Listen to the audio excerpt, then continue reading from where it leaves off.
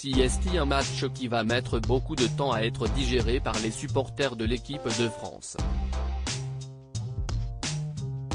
Le 18 décembre dernier, les Bleus affrontaient en finale de Coupe du Monde l'équipe d'Argentine dans un match à l'enjeu capital et finalement remporté au tir au but par les partenaires de Lionel Messi. Après la rencontre, les vainqueurs se sont montrés particulièrement chambreurs à l'encontre de leurs adversaires et d'un joueur en particulier, Kylian Mbappé.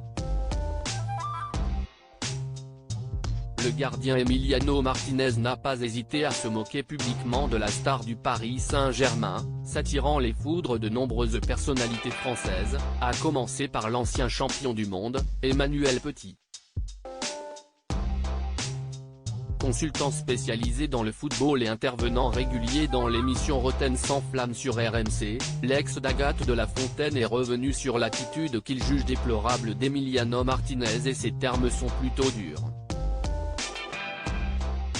Quant à affaire à un abruti, tu ne peux pas lui demander non plus de réfléchir, lâche-t-il, avant de poursuivre en tempérant ses propos, je peux comprendre que sur l'instant T, que tu pètes un plomb sur le plan émotionnel, je l'ai vécu. Quand on vit des choses extraordinaires, émotionnellement, c'est très difficile de canaliser tout ça.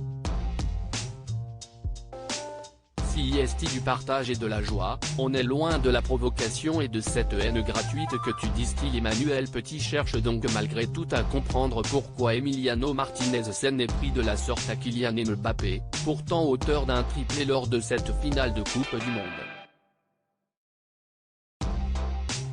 Des fois tu peux faire des choses qui peuvent paraître choquantes pour les gens qui t'entourent.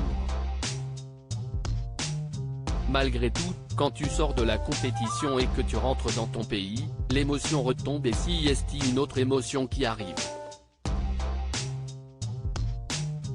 Là, c'est du partage et de la joie, on est loin de la provocation et de cette haine gratuite que tu distilles, poursuit celui qui a rarement la langue dans sa poche lorsqu'il parle football.